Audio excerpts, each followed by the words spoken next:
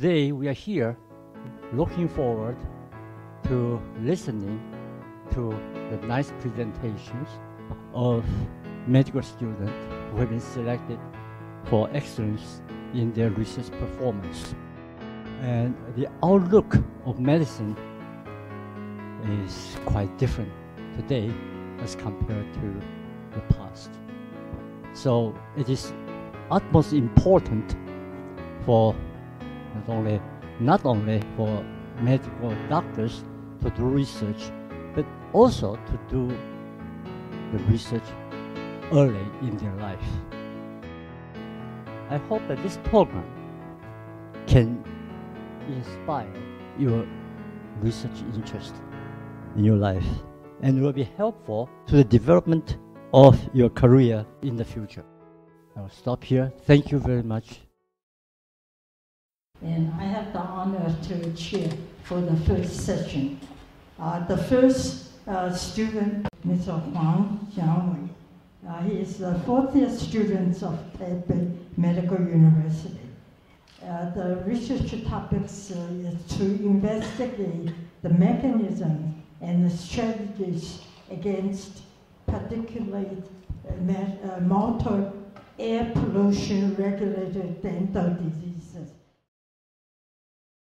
Before we dig into the research, I think that we could have a background studies that there's actually two kinds of particulated matters. One is PM2.5 and one is PM10. As we all know, particulated matters could have a lot of influences on human.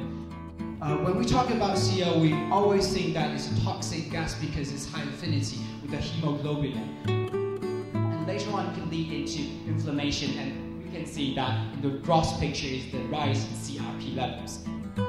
From your opinion, which kind of particle you think is the most important one for triggering all this process? Or it's a combination of all these particles? I think it's a little bit rough to say which gas have the adverse influences on the cell, but we think that when we study into the whole picture, and later on if we see a positive result, and later on we could break it into small parts to see further results on cell. Most lung cancer patients in Taiwan are non-smokers. So risk factors other than smoking should be considered for lung cancer. A total of 96,000 female non-smokers are involved in our study. This is the baseline characteristics of our data set. And you can see that the p-value, the risk score ranges from 0 to 10. And the higher risk score, the higher risk of getting lung adenocarcinoma. Let's go back to your original idea. That's the screening strategy based on your prediction. So if you use your score like 8, and what you suggest clinically when we should ask this patient to do screening? Actually, just like the NLST criteria, they've done a randomized trial for this kind of screening criteria. Some commonly observed antibiotic-resistant bacteria includes the Enterobacteriaceae family, the Acinetobacter family, and the Pseudomonas family. It has been commonly known that microRNA plays an important part in the cells by regulating protein and gene expression. And after incubation overnight, we count the colonies on a plate to understand the incubatory properties. And this is the results. You're studying in the bacterial protocols. So is there a discrepancy between virus and bacteria? Because there are several previous studies that show that microRNA can induce toll-like receptor pathway and it activates NF-kappa B. How do you compare your results to those published in the literature, and what is the novelty of your study? Because microRNA 75 is quite recently discovered microRNA. Okay, let's move to the section 2. The first speaker is Dr. 冠者Liu is a 5th grade medical student, Yangming University.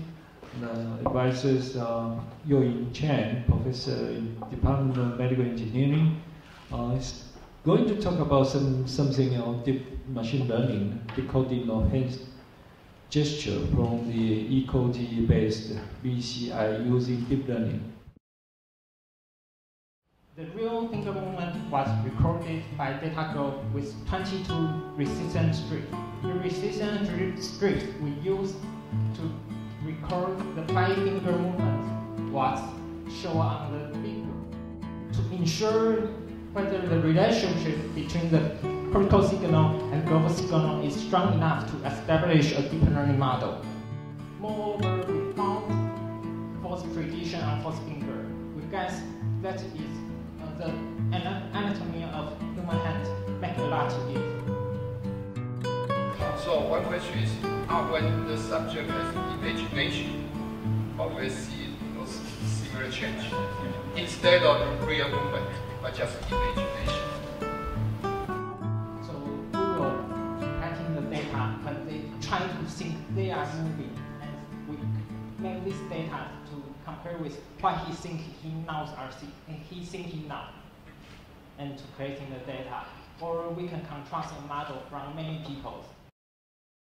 So we want to know whether cisplatin lead to persistent neuroinflammation, whether cisplatin lead to microglia activation, and our value is defined as total soma area divided by dorsal home area. In the left, you can see microglia in VT4, VT0, and VT3. Combine these two results, we can get a conclusion. Cisplatin actually lead to neuroinflammation. You have clearly demonstrated that cisplatin can enlarge the microglia and it doesn't increase the density. But I didn't see the so-called neuroinflammation results. We will use other cytokines to get the further results. But now we just use morphology. The function of linked RNA are considered related with epigenetic transcriptional modulation, transcription, and oncogenes. There are 5 criteria when we filter in the dataset. The reason we choose RP11 to be our goal have plenty of reasons. This is the result from total RNA-QC provided by Caliper. As we can see, they are related with cytochrome C apoptosis, cell-resistant DNA repair, and transcription factor activation. And how about you because you use only one cell line, colon cancer cell line? Do you have any, because you propose in the future you want to do the knockdown or even knockout assay to check the function? The reason we choose SCD116 cell line is because it's derived from the colon carcinoma tissue, and it had the better overexpression efficiency. So it's the reason we choose this cell line. And the number of the supply neurons started to decline after birth and remain as cortical layer 6B. And the mouse model that we have been using is originated from a 129 background mice, which has a 25 base pair deletion in exon 6 and has a premature soft codon in exon 7. And in my result, we are first going to look into the cortical neurons by immunostaining with pan-neural markers called MUN and inhibitory neural markers called calvalbumin. Did you ever do any kind of electrophysiological investigation to investigate what is the sequence or what is the result of the decrease of type 3? The results I presented is by Golgi stem. Because we haven't had the way to identify the 3 kind of morphologies in only unstained. However, due to the acidosis of cytosol, it inhibits the mitochondrial mobility transient pores opening. But intermittent hypoxia can prevent these consequences through various pathways. For material and method, we isolate adult cardiomyocytes from SD rates on ligand protrusion apparatus. hypoxia, which pumped 45 seconds of normoxy oxygen levels and 30 seconds of hypoxia oxygen levels, in total inducing time of 9 hours. Maybe you can think about that, how we preserve the organ, including the heart, the liver, and also kidney, the preservation, because before we really got the transplant, the organ preservation is really important. So I think in this part we treat 30 minutes of normoxy oxygen levels and followed by 30 minutes of 5% oxygen levels. We can prepare a buffer which generates an oxygen levels decrease, and then we perfume this buffer separately to simulate the acute intermediate hypoxia in a short period of the time. In the treatment group, the damage seemed to be recovering, and the treatment and the ketamine group had an increase in collagen deposition. During the process of epithelial mesenchymal transition, matrix metalloproteinases are responsible for extracellular matrix protein degradation and promote the loss of cell-cell adhesion molecules. Integrin alpha-5 and E-cadherin-1 exhibit significant decline in the treatment group. Integrin beta-1, laminin beta-1, and the collagen type 3 alpha-1 decrease after treatment. Affect the balance of extracellular matrix accumulation or degradation, because the result of your experiment showed that TIM2, which is this is an inhibitor for proteinase, which will result in extracellular matrix accumulation.